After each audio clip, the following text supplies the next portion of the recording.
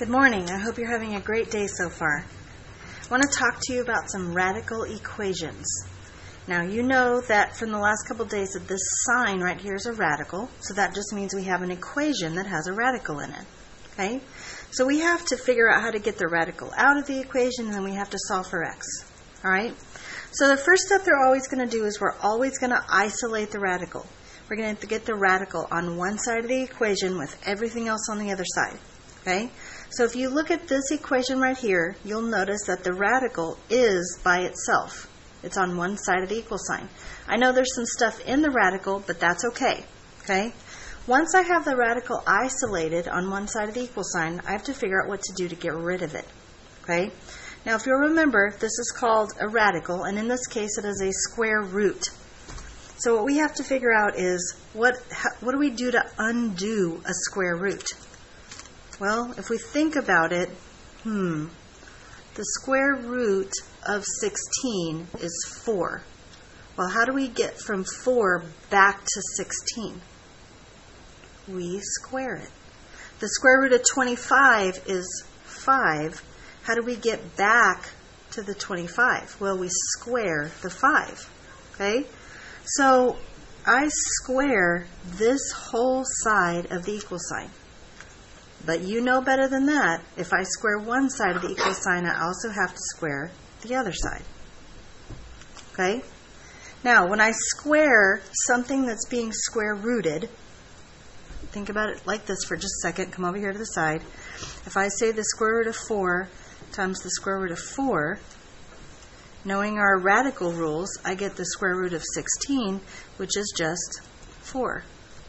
Now, people don't like that because they can just say, well, that's 2 times 2, and that's 4. That's easy. But what about if it was the square root of 7 times the square root of 7? Well, using our radical rules, 7 times 7 is 49, and the square root of 49 is 7. So when I square something that's in a radical, I end up getting just whatever was inside the radical. So looking back at this problem right here, what is inside the radical? Well, it's x plus 3. I have now successfully gotten rid of the radical, which is what I needed. And now, look how easy this problem becomes. This is a problem we've done for several years now. Maybe like 17 years, I don't know, 26 years, I don't know. Okay? Now all I have to do is subtract 3 from both sides to solve x equals 78. Okay? So the first step that we did was we isolated the radical. We got the radical all by itself. Okay? We squared it to get rid of the radical because this is a square root. But we did it to both sides of the equation. We solved that equation using things that we know how to do already. And we have one last thing that we need to do. We need to check this. We need to make sure that it's right. Well, the square root of 78 plus 3 would be the square root of 81, and we know that that's 9, and it was supposed to equal 9. We're good. That's the correct answer, right there. Okay? Any questions about that? Think about this next problem with me then, please. 2 times the square root of x plus 2 equals 8. So the first thing we have to do, isolate the radical. Okay? Is the radical isolated in this problem? Is it the only thing on one side of the equal sign? No. No, it's not. This 2 is over here. What is the 2 doing to the radical? What, are they just sitting next to each other because they're friends? No. The 2 is multiplying to the radical. How would I get the 2 away from the radical if the 2 is currently multiplying by the radical? You are correct. We would divide. So if I divide both sides by 2, 2 divided by 2 is just 1. So on the left-hand side of the equal sign, I have x plus 2. On the right-hand side of the equal sign, I have a 4. Now, is the radical isolated? Is the radical all by itself? Yes, it is. Okay? What kind of action is this radical taking right now? This is a square root, So just like we had in the previous problem, how do we undo a square root? Well, we square a square root. So if I square both sides, square that side, what am I going to end up with on this left side? Remember, if I'm squaring something that is we're being taken the square root of, I just am left with what was inside the square root. Well, what's 4 squared? 16. Now all I have to left to do is solve for x using methods we already know how to do. X equals 14. Well, I want to make sure that that's correct, so is it correct? 14 plus 2 is 16. What's the square root of 16? 4. 4 times 2? 8. Yes! This is the correct answer. Does that make sense? Yes. Okay. Another one has a little bit different things in it. I don't want you to freak out. Okay? A little bit different things in it.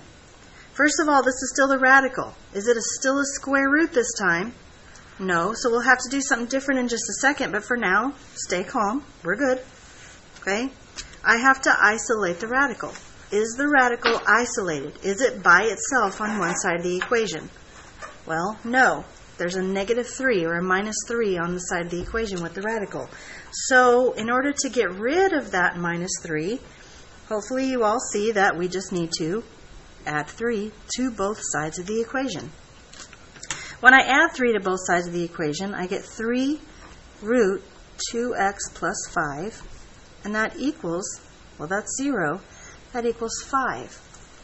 Now, is the radical isolated on the left-hand side of the equation? Yes, it is. This time, do we square it? Is it a square root right now? No, it's not, is it? It's not a square root. It is a cube root. So if we square a square root to undo it, what do you think we might do to undo a cube root? Yeah, we cube it. Raise it to the 3rd power. Remember, if we do it to one side, we have to do it to both sides.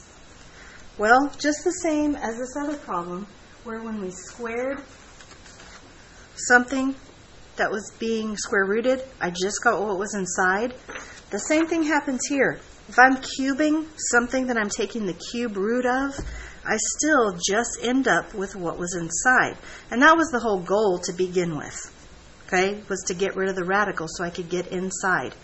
Well, 5 to the 3rd power is, you could figure it out in your calculator, or you could know that that's 125. Okay?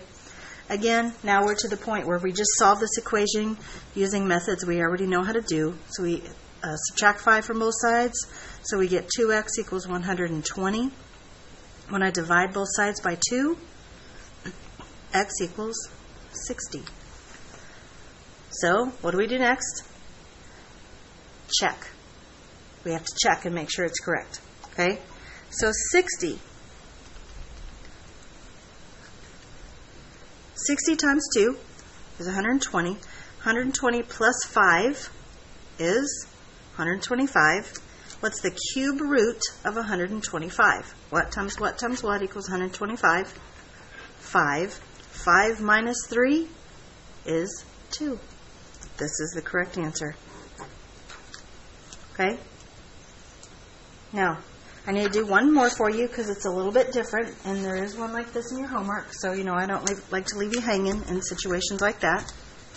Okay? So this time we have x plus 3 equals the square root of x plus 5. Okay? Now, think for just a second. Don't anybody say anything out loud. Think for just a second about what I should do first. In all 3 of the other examples, I always did the same thing first. The first step that I took,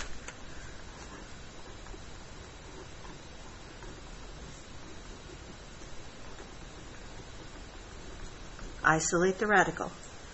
Okay, so look for the radical. Okay, there it is. Is it isolated? Is it by itself on one side of the equation? Yes. So I don't need to take any steps to isolate it. It's already done. Okay? 2. After we isolate the radical, we have to get rid of the radical. Okay?